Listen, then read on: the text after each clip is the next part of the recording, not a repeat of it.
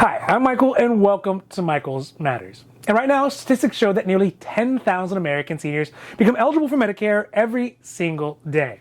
This number is only going to grow as we get closer and closer to the peak of the baby boom, which is known in the Medicare world as the silver tsunami. Their words, not mine. I mean, I definitely probably would have gone with something a little less on the nose, something like the big boom, or maybe the drive to 65, or maybe something like Medicare megalith. I kind of like that one. Either way, what I'm getting at is that in the next 10 years or so, a lot, and I mean a lot of Americans are going to be aging into Medicare. And that means adjusting to the type of healthcare that is very different from what they may have had through their work or through private health exchanges like Healthcare.gov or Covered California here in California, or through Medicaid or Medi-Cal, as they call it here in California. And there are some important differences about how Medicare coverage works, what is covered, and also what is not covered.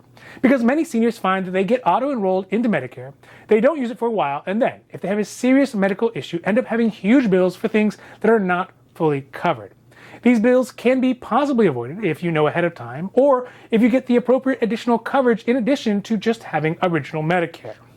So today we are covering the top 5 things that folks are surprised to find are not actually covered by Medicare. Now, this is Michael's Matters, and before we go to it though, if you like this information, if you find it interesting, if you find it helpful, if you at least find it useful, please don't forget to like and subscribe. That way you can get updates when my newest and most informative videos become available. So let's talk about some of the basics of what is Medicare. I know that as you get into your 60s, mentions of Medicare start really showing up everywhere. At the gym, in your mailbox, on the news, your friends, your families, your acquaintances, people waiting in line. The discussion of Medicare begins to permeate your daily discussion, primarily because, well, getting into Medicare is a big, hairy deal. Medicare is a massive program, and for the most part, it does what it is designed to do, which is to ensure that American seniors can get the health care that they deserve and the health care that they need. But one really important thing to remember about Medicare, and in this case we are talking about just original Medicare, OG Medicare, Medicare Part A and Part B, is that it was designed for a different era. It was designed for when people had 3 martinis at lunch, smoked and ate chicken fried steak for breakfast, lunch, and dinner, and didn't have lots of medical care or needs. They just sort of died at 55 years old of old age. So when Medicare was originally designed, it didn't have in mind all the new types of care that are now available to seniors who are living longer and healthier lives, or heck, even longer and unhealthier lives. This is part of the main reason why Medicare is having so much funding problems, which, you know what, wait, we're not going to get into it. I promise myself I'm not going to get into that death spiral of talking about why Medicare is in trouble. Not going to do it in this video. Come on, Michael, get it together. So, needless to say, this is the part of the reason why so many healthcare things that are available to the average senior right now are not automatically included on OG Medicare, original Medicare. Now, just a real quick reminder, OG Medicare is just those first 2 parts of Medicare, Part A and Part B. Part A is for hospitalization, and Part B, which is for the daily normal care things like doctor's visits, specialists, lab work, and all those kind of daily routine things. But these 2 parts, Part A and Part B, original Medicare, they don't cover everything. So let's talk about what are some of those top 5 costs that Medicare doesn't actually cover. So Medicare as a program as a whole provides a level of coverage for seniors that until recently would have only been accessible to people who had health insurance through work or insurance through a retirement package. And although it is a great program, it has woefully not been updated to keep up with the costs that seniors now face in the present day. One of the biggest eye-openers for Americans who are using Medicare for the first time is that it does not cover 100% of your costs. This is because Medicare was not designed to cover all your costs. Now, I won't get into the deep nitty-gritty about why, because basically it's a mess of public policy and healthcare finance. But the long and the short of it is that 1, it's expensive, and 2, when you have healthcare that is 100% free, it encourages people to use services that they may not have used if they had to actually pay some of the costs on their own. It's called waste. So the first thing that is not covered by Medicare is that 100%. So 100% of everything is not covered. In general, though, Medicare will cover 80% of your daily healthcare costs, so the daily things that you use under Medicare Part B. So the things to be like doctor's visits, specialists, lab work, and other routine checkups. But it leaves the remaining 20% for you to pay when you go to use those services. This amount, unlike many other insurances that you may have gotten through your work or through a healthcare exchange, does not have a limit or what's called a maximum out-of-pocket for the year. So that means that if you rack up $10,000 in medical bills, you'll still be responsible for $2,000 of it, or 20%, which can be a pretty nasty surprise. For more serious health issues, things that would require hospitalization and would be covered under Medicare Part A, there's no simple percentage or cost split that you and Medicare would pay, but rather there is a deductible and then a daily rate. So in 2022, how this works in practice is if you get admitted to the hospital, for the first 60 days in the hospital, you have a one-time flat fee or a deductible, which is set at $1,556. Now, once you get to days 61 through 90, so you continue to stay in the hospital, you get to 61 to 90, then you have a daily rate for those time periods between 61 and 90 of $389 per day. Furthermore, once you get to day 91 and beyond, then you enter into something called your lifetime reserve days, which, like they sound, are limited to 60 days in totality over your lifetime. And for each of those days, you have a daily rate to pay of $778. So if you're doing the math, that can add up to a lot of money just in a single year. Now, unfortunately, if you end up going over these amounts, that is when Medicare Part A coverage stops helping you pay for your costs.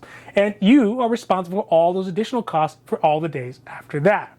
Now, something that is really important to keep in mind with this is that although there are limits to how many days you can use in your lifetime, if your benefit days from 1 to 90 are actually per benefit period. So that means each time you leave the hospital and then come back again maybe later in the year, your benefit period starts over. And that sounds bad, but in actuality, it's pretty good because it also means that the cost sharing starts over as well, with the exception of those lifetime days once they're used up. The number 3 thing that comes as a surprise to new Medicare beneficiaries is that original Medicare, remember that's Medicare Part A and Part B, does not include coverage for prescription drugs. So that is medications that you would normally go and pick up at the pharmacy, but you get a prescription from your doctor. That is something that is covered under a portion of Medicare called Medicare Part D. Now, Medicare Part D is not actually part of the Medicare program, but they are plans that are operated and approved by private health insurance companies that are specifically designed to cover some of those costs for your prescription. There's generally a monthly premium for these plans, and each of the Part D plans has a unique list of medications or a formulary of medications that are actually going to be covered that you can get under those plans. These plans are usually purchased once you have become eligible for Medicare Part A or Part B or perhaps both. And actually, believe it or not, they have a premium penalty as well for individuals who don't purchase the drug coverage when they are first able to do so. Luckily, it is possible to get coverage for your medications, but those are things, again, that are not covered under original Medicare and can be surprising to seniors who only start taking medications after they hit that Medicare eligibility and enrollment. Now, the 4th thing that is not covered by original Medicare is things that would seem to be pretty much very logical to be covered for the health of seniors and really for the good of the community. We all know that having a healthy set of teeth is vital to living a healthy life. In fact, unkept teeth are a precursor to many much worse diseases, but unfortunately, teeth care is generally not covered by original Medicare. In most cases, though, around the country, though, you are able to still be able to buy normal dental insurance as a standalone plan to cover much of your day-to-day services. But for things like implants, bridges, and more serious dental work, they may still be covered, but they can be super duper pricey. Alternatively, there are also plans like a Medicare Advantage or a Medicare Part C, that's what they're called, 2 different names. Those plans which will often include dental coverage at no additional cost, depending on the plan that you get.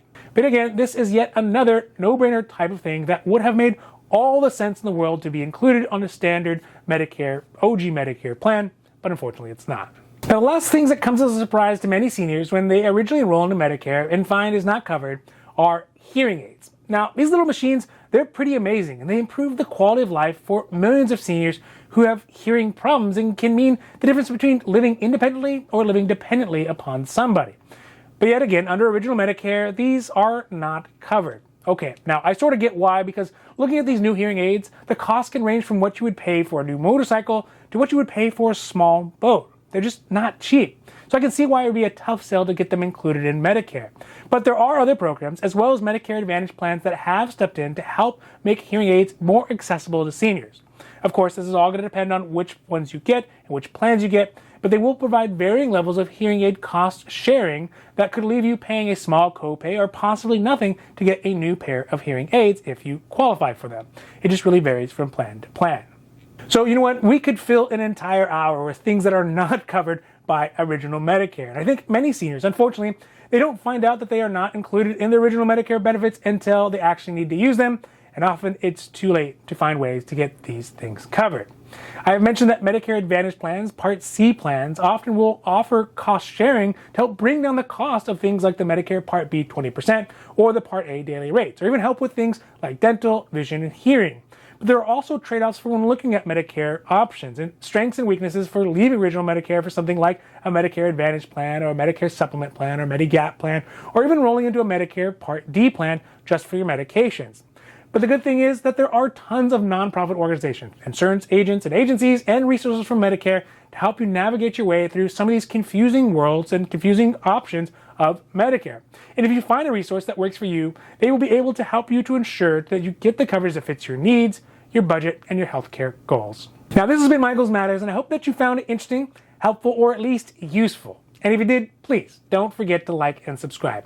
That way you can get updates when our newest and most informative videos become available. So for Michael's Matters, I'm Michael, hoping that you take care of yourself, take care of others, and have a happy, healthy